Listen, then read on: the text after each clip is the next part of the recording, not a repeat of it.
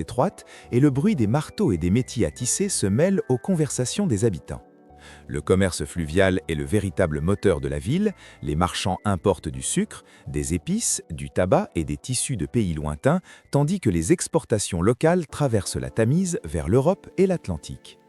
Chaque quai est une scène de vie à part entière. Les bateaux sont déchargés par des dockers robustes qui rivalisent d'adresse pour éviter que les marchandises ne tombent à l'eau, tandis que des enfants vendent du poisson frais aux passants et que des chiens et des cochons se frayent un chemin entre les marchandises. Le rythme est effréné, mais organisé selon un système tacite. Certains quais sont réservés aux marchandises, d'autres aux passagers, d'autres encore aux navires de guerre ou aux ferries. L'ancien London Bridge reste l'axe central de cette activité. Au-delà de son rôle de passage, il est un véritable microcosme de la ville.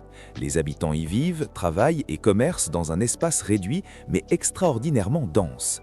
Les étages supérieurs des maisons avancent parfois au-dessus de la rue, créant des galeries suspendues au-dessus des passants. Des ateliers produisent tissus, objets en cuir et petites marchandises qui se vendent directement sur le pont ou dans les marchés environnants.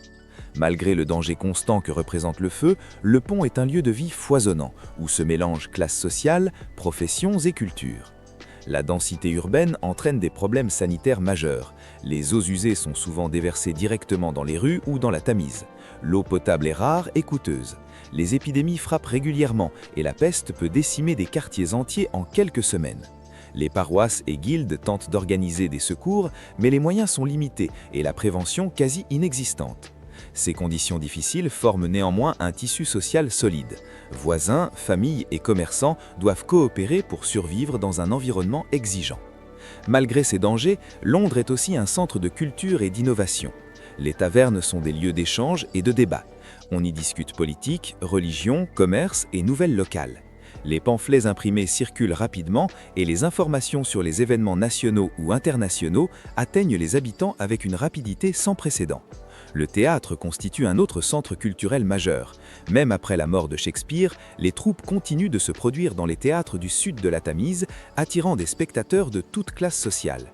Les représentations sont à la fois divertissement et outils de réflexion politique, offrant des critiques sociales voilées ou des célébrations du pouvoir. La religion demeure un pilier fondamental de la vie quotidienne, mais elle divise profondément la population. Anglicans, catholiques, puritains et autres courants religieux se côtoient, mais la cohabitation est souvent tendue. Les sermons deviennent des instruments de pouvoir et d'influence, et la foi de chacun peut influencer sa position sociale et économique. Ces tensions religieuses contribuent à préparer le terrain de la guerre civile, où Londres devient un centre stratégique